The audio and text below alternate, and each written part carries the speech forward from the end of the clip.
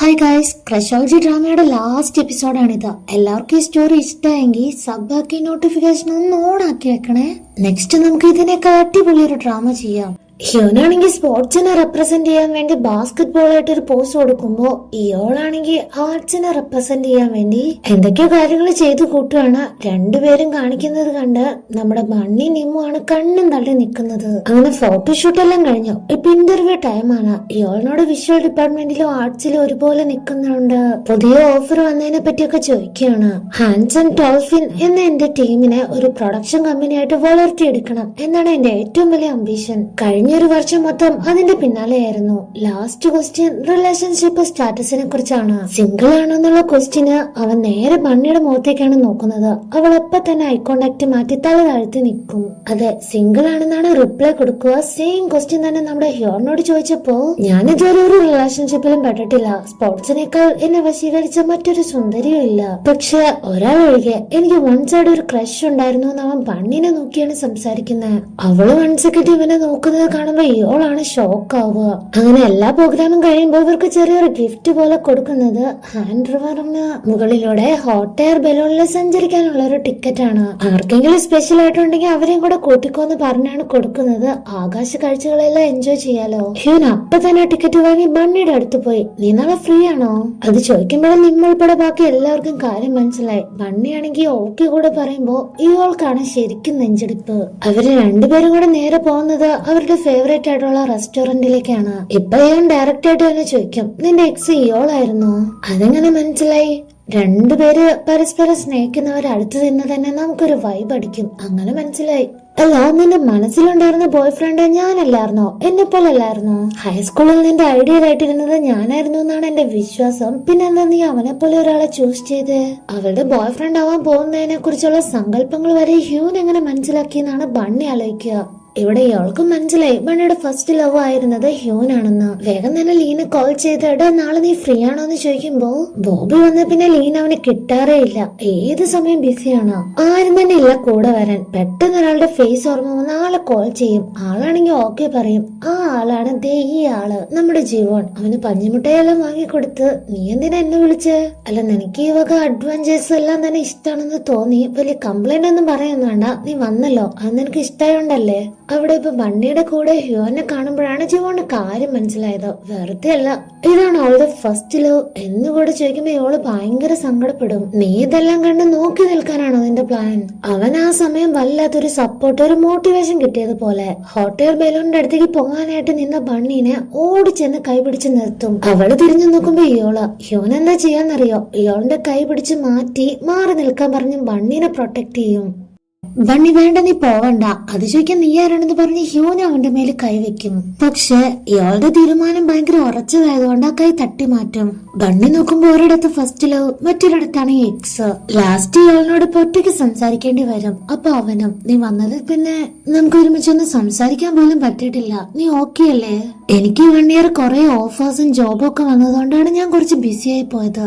അത് നിന്നെ എങ്ങനെ ബാധിച്ചു എന്ന കാര്യം എനിക്കറിയില്ല. എന്തായാലും നീ എടുത്ത ചോയ്സ് ആയിരുന്നു ഗുഡ്. കൺഗ്രാറ്റ്സ് ഉണ്ട്. ബണ്ണിയാണെങ്കിൽ ഈ കാര്യങ്ങളെല്ലാം തന്നെ തെറ്റിദ്ധരിച്ചു. നീ ഇപ്പൊ എന്താ പറഞ്ഞു വരുന്നേ? നമുക്ക് നല്ല ഫ്രണ്ട്സ് ആയിട്ട് ഇരിക്കാം എന്നല്ലേ? അതിന് എനിക്ക് സമ്മതം. അവള് സഡൻ ആയിട്ട് എഴുന്നേറ്റ് പോവാൻ നോക്കുമ്പോ ഇവളാണെങ്കിൽ കൈ കയറി പിടിക്കും. പക്ഷെ ഹ്യോൻ വെയിറ്റ് ചെയ്ത് ക്ഷമ നയിച്ച അപ്പൊ അങ്ങോട്ട് വരുവാണല്ലോ.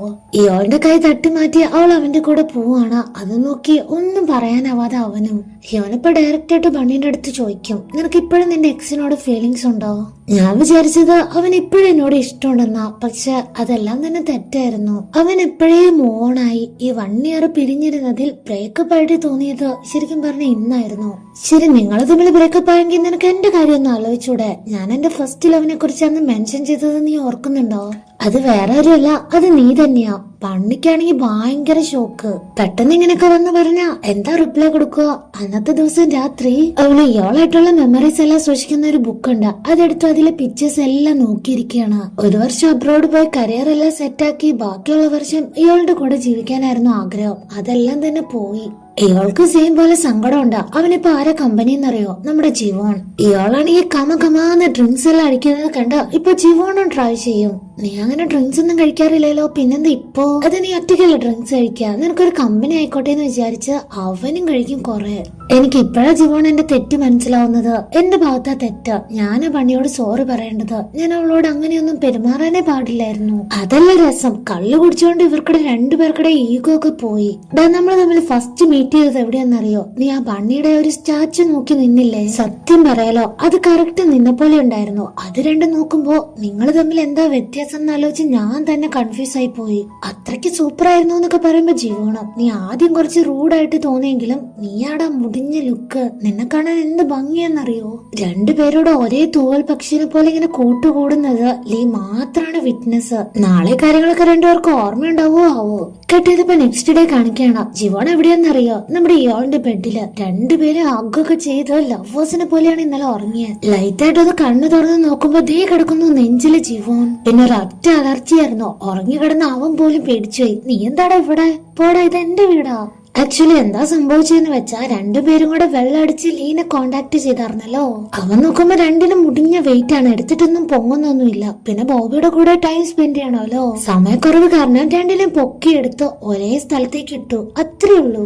അതെല്ലാം കഴിഞ്ഞപ്പോ ഹയാൻ വന്ന് ജീവന്റെ അടുത്ത് ചില കാര്യങ്ങൾ സംസാരിക്കുകയാണ്. ഇത്തവണ ഞാൻ യുഎസിലോട്ട് പോകുമ്പോ നീ എന്റെ കൂടെ വരണ്ട. അപ്പൊ ജീവോണിനൊരു ഷോക്ക. അതെന്താ ഞാൻ വരണ്ടാത്ത? ഞാൻ ഒറ്റയ്ക്ക് പോവാന്നാണ് വിചാരിക്കുന്നത്. എത്ര കാലം ഞാൻ നിന്നെ ഇങ്ങനെ ഡിപ്പെൻഡ് ചെയ്യും? നിനക്ക് നിന്റേതായ കാര്യങ്ങളുണ്ട്, ഫ്രണ്ട്സ് ഉണ്ട്. അതെല്ലാം തന്നെ വിട്ടിട്ടല്ലേ നീ എന്റെ കൂടെ വരിക?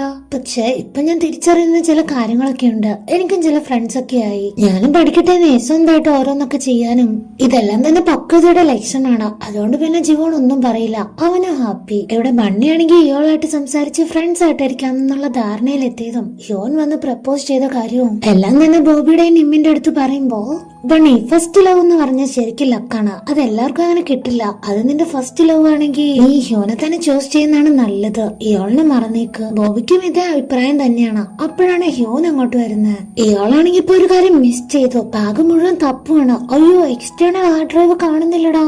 നീ ബാഗിൽ തന്നെയാണ് ഇട്ടിയെന്ന് ചോദിച്ചാൽ ലീയും തപ്പുവാണ്. ആക്ച്വലി അത് ആ ഫോട്ടോഷൂട്ട് കഴിഞ്ഞു വന്നപ്പോ ടാക്സി പിടിച്ചല്ലേ വന്നേ, അവിടെ വെച്ച് മറന്നായിരുന്നു.